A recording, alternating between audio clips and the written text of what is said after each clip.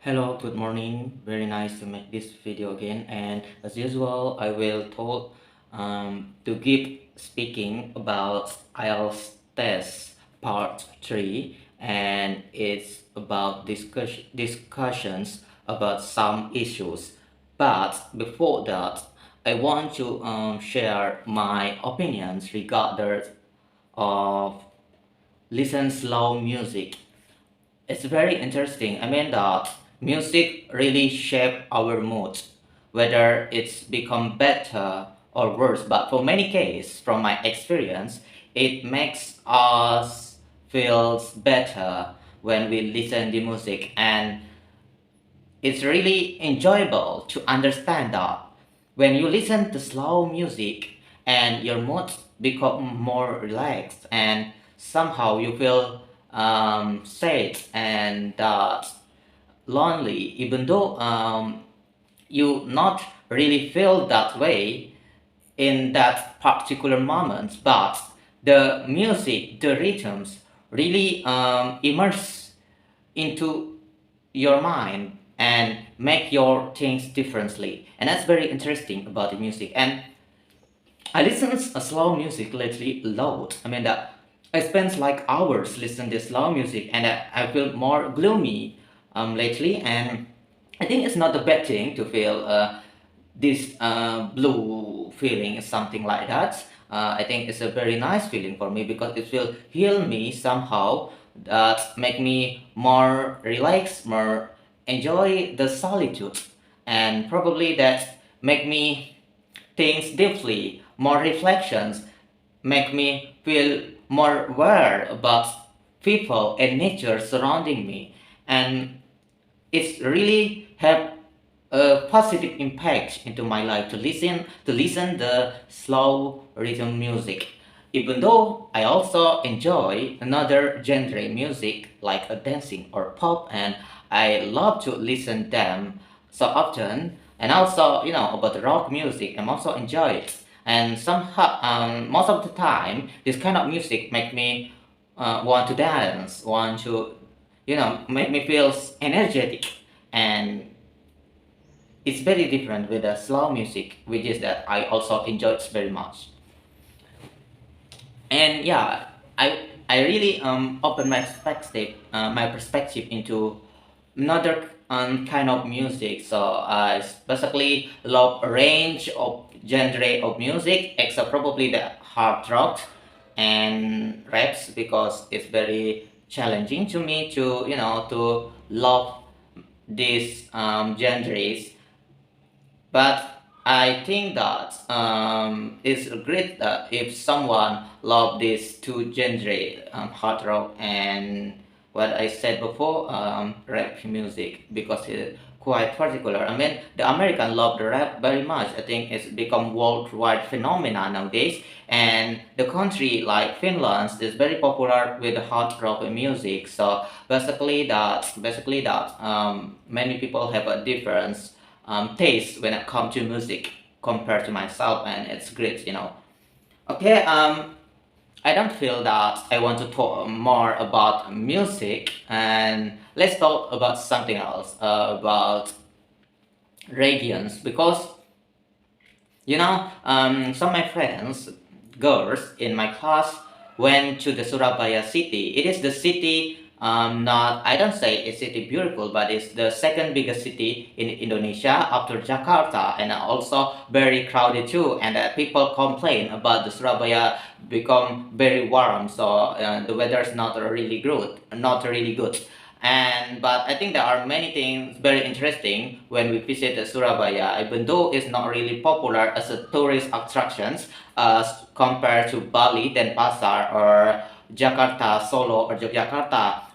Because this city very popular for tourism, but Surabaya not this kind of city. It's more like the business cities, because there are many tall building there, and also many people live there. So when you start a business in Surabaya, it will going very well. Of course, it doesn't guarantee that the business will be success, but at least you have the huge market to start a business there in Surabaya.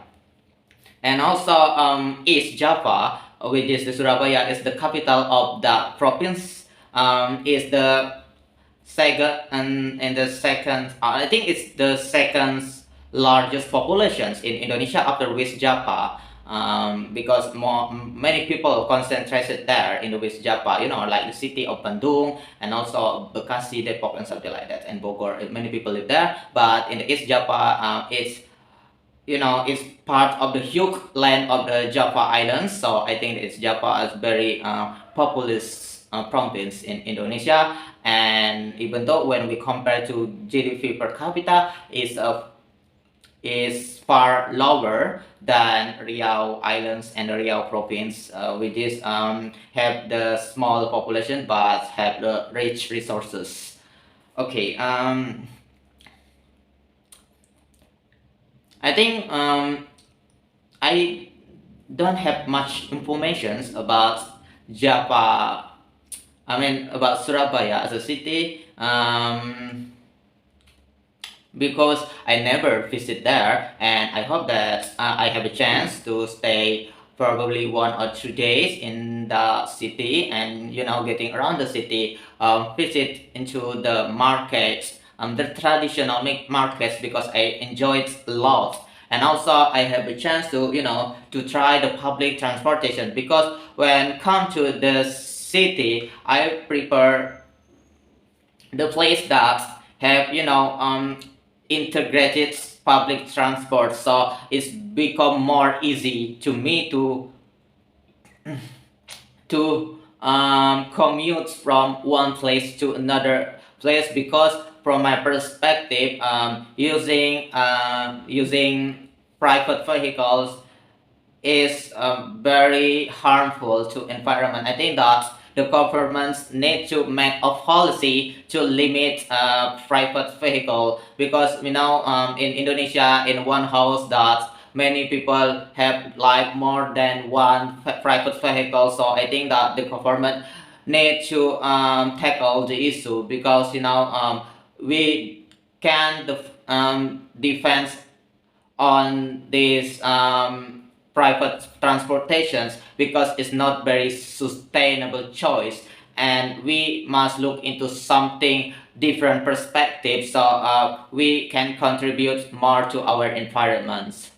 And it's very interesting when live in Jakarta. I think that the public transportation more integrated in this Indonesian capital city. Even though when we compare to another country like Singapore or probably a European country, is become less better. But at least I think Jakarta have a more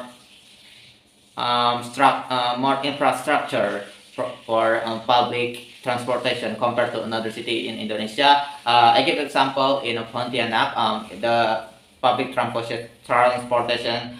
I think they are very what you say that not that very interesting, not very attractive, because many people when they from one place to another place, they usually use motorcycles, and because the government not really in phase into the public transportation, which is very beneficial. And when I was child, I know that I knew that there in the Pontianak city a bus that it's very easy for you to commute from one place to another place, to travel within the city. But nowadays the minibus no longer exists in Pontianak, so I think it's not have a brighter future for the public transportation. Even I see the drawback. I mean, that's something the Pontianak cannot leave behind when it comes to this infrastructure. Even though somehow that I love this city, because the forests around the city quite a lot, because there are no many population there, and also the city quite big, and the culture very diverse, and I think it's very great city to live. But I think that governments need to invest themselves into this sector, about public transportations. And Jogja also, I think that there's not sophisticated public transportations in Jogja, and I see Jogja become less interesting nowadays, and I think Jogja not as attractive as before.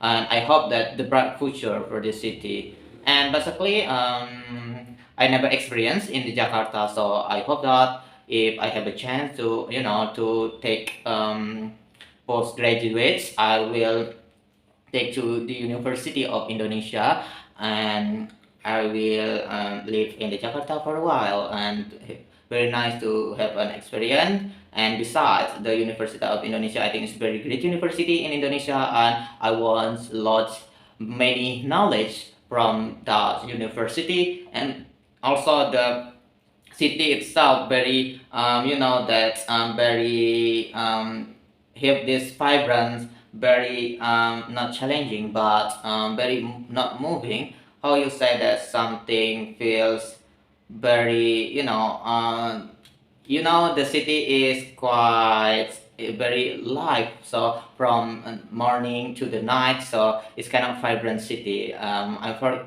very hard to find the right dictionary, but I hope that anyone will listen it could come understand about it.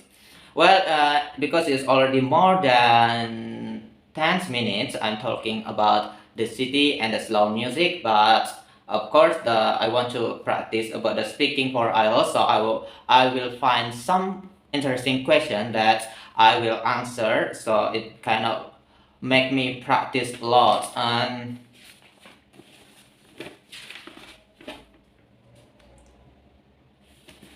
I kind of hard to find another good question, but today I will ask myself about identifying and how plus adjective. I'm not really sure how to answer the questions, but I try my best.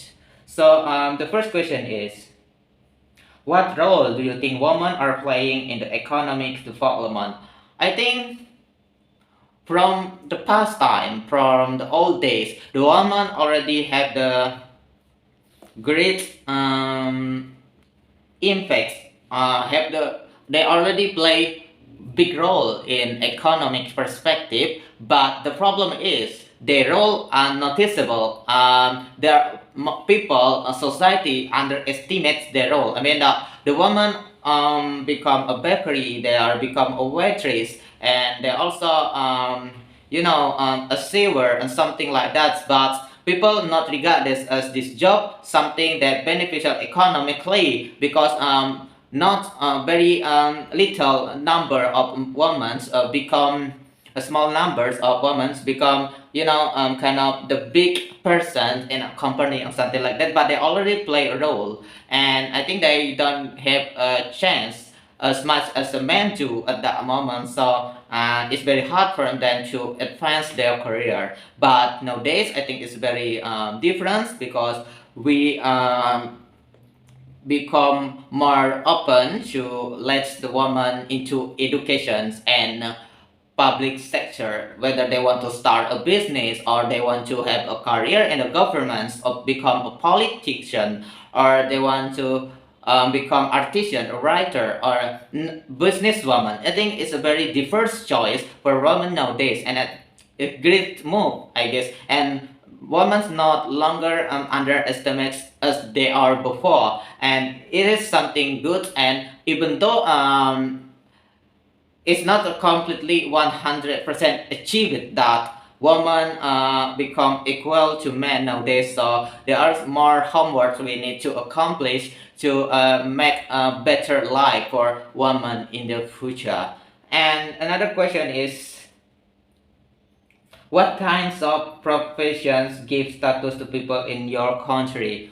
Well, I think that when in Indonesia, you have a status when you become a doctor, when you become a police or army, or become a politician. I think that these four kind of job that quite popular associated to status symbol in Indonesia. Even we know that the rich mostly come from a businessman, but in for a middle class people, when you become a doctor, become an army, become a police, or become civil worker or politician, so they regarded you as successful people.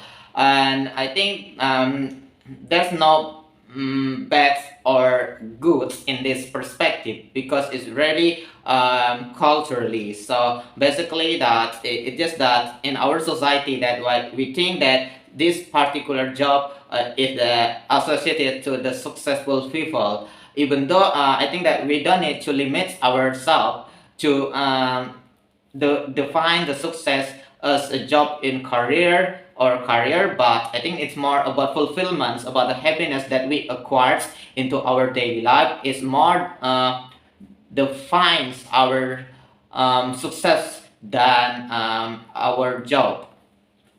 And also about the income itself, for me it doesn't define about the word of success. You don't feel happy if you are have much income, and yeah, something like that. It's very interesting topic, to talk about the success, what define it, and about the meaning of all your job, and probably about your social life. I think about the personal matter is very intrigue to me, because it somehow make me a more reflective person. So I love to reflect something, to immerse myself thinking about something, about what the meaning of things that we doing, our behavior, and we choice our choice, and very interesting to understanding. And yeah, on I just answered two questions, and it's very nice that I want to answer more question, because it's very easy to answer the question, then start just flow talking, because I need to find the interesting topic that I want to share. And yeah, but here I from the question I don't need to find the new topic, the fresh topic. I just look into the question and then answer it. It's more simple, but it's become more mechanical in my opinion, but I not really quite enjoy it, but still I think it's a better way to make me keep it going, because that I not really focus into it, into this conversation, because I just feel lazy for the past few days or even past few months, and not a very good impact to myself, mostly about to improve my English speaking. I think that the thing about the speaking, I just want to enjoy myself when speaking, because when I can enjoy myself when speaking, it's make me feel more confidence when I talk with the people. When I talk with the people confidently, I become more fluency, so I can deliver my message better, and then I can limit my error, and also I can improve my pronunciation and my vocabularies. When I speak with the people use vocabularies, I want to use that something quite challenging. I mean, like a C1 or a C2 level vocabularies, because that it means you can speak into the more advanced words, which is quite formal in the Cambridge dictionary. Okay, the another question that I want to answer is about how an adjective. So basically, this is about how important, how concerned are you about something, or how much influence do fashion magazine or something like that. But the question that I want to answer is, how important is parental supervision when kids watch TV? Well, I think it's very important, but I think that's irrelevant question nowadays, because most kids actually don't watch TV anymore, because they're more concentrated into their tablet, their smartphones. So the question is, how important is parental supervision when kids use smartphones? I think it's very crucial for parents to supervise their children when they surf online, because we know that in this online world, the good thing and the bad thing mixed together. So the parents need to make better understanding to their children what kind of a good thing and what a bad thing, even though we know that there's not black and white in this world. So when you say something bad or something good, it really depends on perspective. But I think that the parents still have the biggest role to their children, to protect the children from the harmful that can be done by the social media or internet, which is something that the children probably not understand very well because they are still young at that moment. And yeah, I think not only parents but the government itself need to protect the contents for the kids. So basically, they need to take give a pressure to the company, to IT company like YouTube, Google, or Instagram to become more child friendly. So I think that a strict rules was needed to protect children. So this platform become more safe to the young generations. Well, I think it's very interesting when we're talking about the social media, about the TV and something like that. Because myself personally, I from a communication major, so we learn about this media laws. And I think that when I want to take a postgraduate students studies, I also want to learn more about the communication studies because I want to be a lecturer here in Indonesia. And I think it's a very nice to give a perspective about it.